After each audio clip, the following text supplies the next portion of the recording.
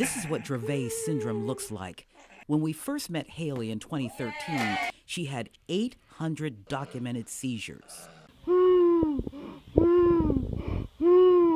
It's growing worse. The family log documented over 1,000 life-threatening seizures in 2014. Come on, sweetheart. Any one of them could have taken her life. This is my normal. This is my daily thing. Every day, this is what we deal with. So Lisa Smith and her group of Parents for Medical Marijuana Going up.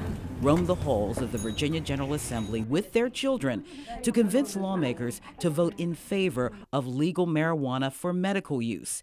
They want lawmakers to see the faces of their children up close and hear their stories. My name is Lisa Smith, and we have a meeting with Delegate Herring with the Virginia Parents for Medical Marijuana. There are 2 bills to be considered this session. One of them, House Bill 1445, would allow marijuana use for the treatment of cancer, epilepsy, or glaucoma.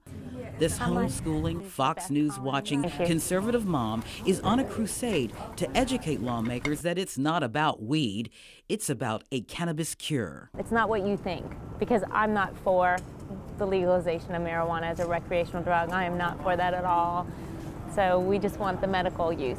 As Lisa was preparing to testify before one subcommittee, Haley seized, and Lisa wiped away her tears.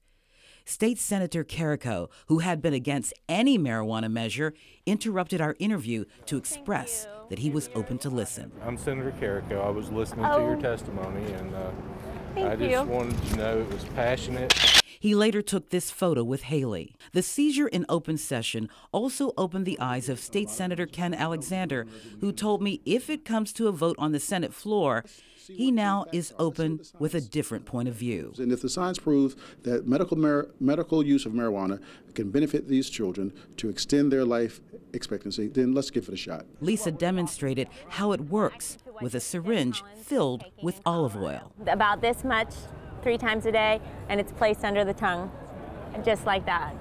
And that's all it is. In view of the General Assembly, Beth Collins said her daughter, 15-year-old Jennifer Collins, is an example of how cannabis oil is the cure. For the last year, we have been living in Colorado, treating Jennifer's nearly 300 seizures a day with medical marijuana, and have found great success. But not every lawmaker is receptive to the testimony, the pained faces of these young people, and the hashtag Stop the Seizure message. For every hug of support they get from a supportive delegate, Thank you. Keep in touch. there is an equal number who seem to associate marijuana with the get-high weed associated with crime and punishment. We watched Lisa and her group go from one meeting to the next.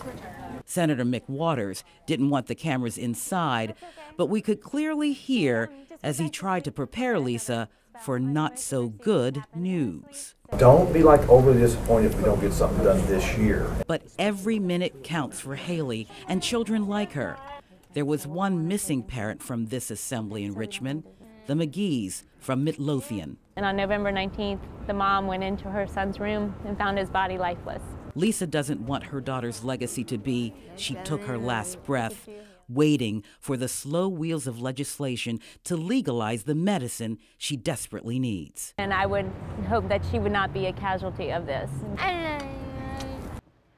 2 bills remain alive. Senate Bill 1235 was moved to the Senate Courts of Justice Committee to be considered next week, and House Bill 1445, and it is anyone's guess if either bill will make it for a full vote on the House and Senate floor. We will, of course, alert you to any new developments. Barbara Ciara, News Channel 3.